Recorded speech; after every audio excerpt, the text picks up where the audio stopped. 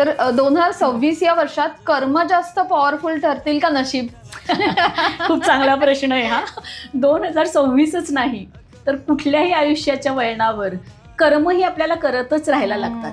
तुम्ही जे कर्म करता ते एक सगळं शनी महाराजांच्या कर्म म्हणजे फक्त तुम्ही व्यवसायासाठी अर्थार्जनासाठी करता ते कर्म नाही बरं का. तुम्ही जरी झोपून राहिलात तरी ते सुद्धा कर्म झालंच शेवटी. हे सगळं येतं शनी महाराजांच्या याच्याखाली. त्यामुळे शनी महाराज, शनी, गुरु, मंगळ हे सगळे ग्रह एवढे महत्वाचे का आहेत? तुमच्या आयुष्यात छोट्या छोट्या गोष्टींवर त्यांचं हे आहे, प्रभाव असतो. एक्झॅक्टली.